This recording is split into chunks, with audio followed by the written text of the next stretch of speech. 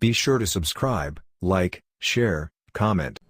Through all the ages, man has believed in an invisible power, through which and by which all things have been created and are continually being recreated. We may personalize this power and call it God, or we may think of it as the essence or spirit which permeates all things, but in either case the effect is still the same. So far as the individual is concerned, the objective, the physical, the visible, is the personal, that which can be cognized by the senses. It consists of body, brain, and nerves. The subjective is the spiritual, the invisible, the impersonal. The personal is conscious because it is a personal entity. The impersonal being, the same in kind and quality as all other beings, is not conscious of itself and has therefore been termed the subconscious. The personal or conscious has the power of will and choice, and can therefore exercise discrimination in the selection of methods whereby to bring about the solution of difficulties. The impersonal or spiritual, being a part or one with the source and origin of all power, can necessarily exercise no such choice, but on the contrary it has infinite resources at its command. It can and does bring about results by methods concerning which the human or individual mind can have no possible conception. You will therefore see that this is your privilege to depend upon the human will with all of its limitations and misconceptions, or you may utilize the potentialities of infinity by making use of the subconscious mind. Here then is the scientific explanation of the wonderful power which has been put within your control, if you but understand, appreciate, and recognize it. One method of consciously utilizing this omnipresent power is outlined now in Part 7. Visualization is the process of making mental images, and the image is the mold or the model which will serve as a pattern from which your future will emerge. Make the pattern clear and make it beautiful. Don't be afraid. Make it grand. Remember that no limitation can be placed upon you by anyone but yourself. You are not limited as to cost or material. Draw on the infinite for your supply. Construct it in your imagination. It will have to be there before it will ever appear anywhere else. Make the image clear and clean-cut. Hold it firmly in the mind, and you will gradually and constantly bring the thing nearer to you. You can be what you will to be. This is another psychological fact which is well known, but unfortunately, reading about it will not bring about any result which you may have in mind. It won't even help you to form the mental image, much less bring it into manifestation. Work is necessary. Labor, hard mental labor, the kind of effort which so few are willing to put forth. The first step is idealization. It is likewise the most important step because it is the plan on which you are going to build. It must be solid. It must be permanent. The architect, when he plans a 30-story building, has every line and detail pictured in advance. The engineer, when he spans a chasm, first ascertains the strength requirements of 1,000,000 separate parts. They see the end before a single step is taken. So you are to picture in your mind what you want. You are sowing the seed, but before sowing any seed, you want to know what the harvest is to be. This is idealization. If you're not sure, return to the chair daily until the picture becomes plain. It will gradually unfold. First, the general plan will be dim, but it will take shape. The outline will take form, then the details, and you will gradually develop the power by which you will be enabled to formulate plans which will eventually materialize in the objective world. You will come to know what the future holds for you. Then comes the process of visualization. You must see the picture more and more complete. See the detail, and as the details begin to unfold, the ways and means for bringing it into manifestation will develop. One thing will lead to another. Thought will lead to action. Action will develop methods. Methods will develop friends, and friends will bring about circumstances, and finally the third step, or materialization, will have been accomplished. We all recognize the universe must have been thought into shape before it could ever have become a material fact, and if we're willing to follow along the lines of the great architect of the universe, we shall find our thoughts taking form just as the universe took concrete form. It's the same mind operating through the individual. There is no difference in kind or quality. The only difference is one of degree. The architect visualizes his buildings. He sees it as he wishes it to be. His thought becomes a plastic mold from which the building will eventually emerge, a high one or a low one, a beautiful one or a plain one. His vision takes form on paper, and eventually the necessary material is utilized and the building stands complete. The inventor visualizes his idea in exactly the same manner. For instance, Nikola Tesla, he with the giant intellect, one of the greatest inventors of all ages, the man who has brought forth the most amazing realities, always visualizes his inventions before attempting to work them out. He did not rush to embody them in form and then spend his time in correcting defects. Having first built up the idea in his imagination, he held it there as a mental picture, to be reconstructed and improved by his thought. In this way, he writes in The Electrical Experimenter, I am enabled to rapidly develop and perfect a conception without touching anything. When I have gone so far as to embody in the invention every possible improvement I can think of, and see no fault anywhere, I put it into concrete, the product of my brain. Invariably my device works, and as I conceived it should. In 20 years, there's not been a single exception.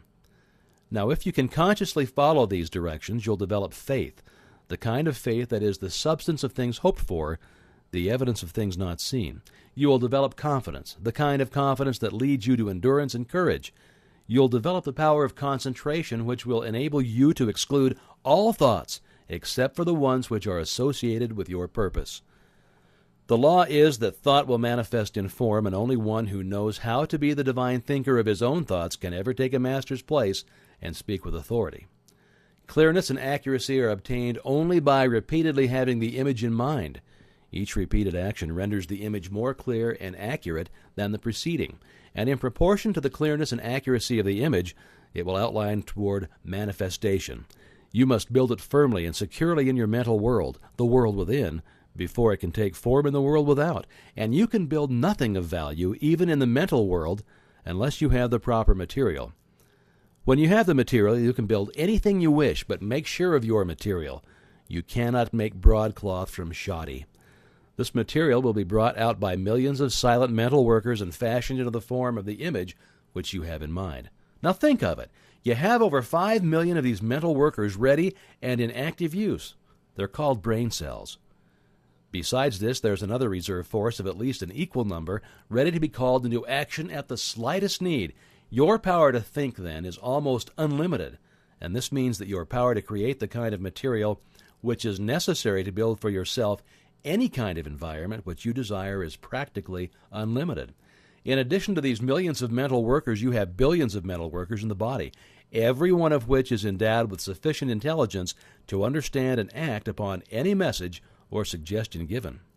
These cells are all busy creating and recreating the body, but in addition to this, they are endowed with psychic activity whereby they can attract to themselves the substance necessary for perfect development. They do this by the same law and in the same manner that every form of life attracts to itself the necessary material for growth. The oak, the rose, the lily, they all require certain material for their most perfect expression, and they secure it by silent demand. The law of attraction, the most certain way for you to secure what you require for your most complete development. Make the mental image, make it clear, distinct, perfect. Hold it firmly. The ways and means will develop. Supply will follow. The demand you will be led to do the right thing at the right time and in the right way. Earnest desire will bring about confident expectation, and this in turn must be reinforced by firm demand. These three cannot fail to bring about attainment, because the earnest desire is the feeling, the confident expectation is the thought, and the firm demand is the will. And as we've seen, feeling gives vitality to thought, and the will holds it steadily until the law of growth brings it into manifestation. Is it not wonderful that man has such tremendous power within himself, such transcendental faculties concerning which he had no conception? Is it not strange that we have always been taught to look for strength and power without? We've been taught to look everywhere but within, and whenever this power manifested in our lives, we were told that it was something supernatural. There are many who have come to an understanding of this wonderful power, and who make more serious and conscientious efforts to realize health, power, and other conditions, and they seem to fail. They don't seem to be able to bring the law into operation. The difficulty in nearly every case is that they're dealing with externals. They want money, power, health, and abundance, but they fail to realize that these are the effects and can come only when the cause is found. Those who will give no attention to the world without will seek only to ascertain the truth. They will look only for wisdom, and they will find that this wisdom will unfold and disclose the source of all power, that it will manifest in thought and purpose, which will create the external conditions desired. This truth will find expression in noble purpose and courageous action. Create ideals only. Give no thought to the external conditions. Make the world within beautiful and opulent, and the world without will express and manifest the condition which you have within. You will come into a realization of your power to create ideals, and these ideals will be projected into the world of effect. For instance, a man is in debt. He will continually be thinking about the debt, concentrating on it, and his thoughts are causes. The result is that he not only fastens the debt closer to him, but he actually creates more debt. He's putting the great law of attraction into operation with the usual and inevitable result. Loss leads to greater loss. So what then is the correct principle? Concentrate on the things you want, not on the things you don't want. Think of abundance. Idealize the methods and plans for putting the law of abundance into operation. Visualize the condition which the law of abundance creates. This will result in manifestation. If the law operates perfectly to bring about poverty, lack, and every form of limitation for those who are continually entertaining thoughts of lack and fear, it will operate with the same certainty to bring about conditions of abundance and opulence for those who entertain thoughts of courage and of power. This is a difficult problem for many. We are too anxious. We manifest anxiety, fear, and distress. We want to do something. We want to help. We are like a child who has just planted a seed and every 15 minutes goes and stirs up the earth to see if it's growing. Of course, under such circumstances, the seed will never germinate. Yet this is exactly what many of us do in the mental world. So we must plant the seed and leave it undisturbed.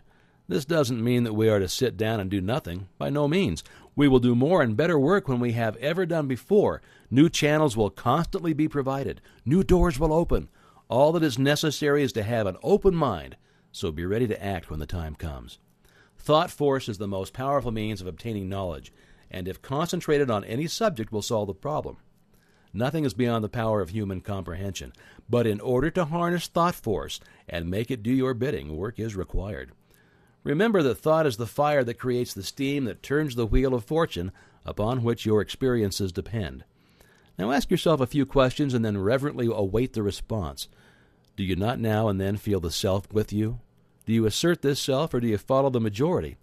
Remember that majorities are always led, they never lead. It was the majority that fought tooth and nail against the steam engine, the power loom, and every other advance or improvement ever suggested. For your exercise this week, visualize your friend. See him exactly as you last saw him. See the room, the furniture. Recall the conversation. Now see his face. See it distinctly. Now talk to him about some subject of mutual interest. See his expression change. Watch him smile. Can you do this? All right, you can. Then arouse his interest. Tell him a story of adventure. See his eyes light up with a spirit of fun or excitement. Can you do all of this? Well, if so, your imagination is good. You are making excellent progress.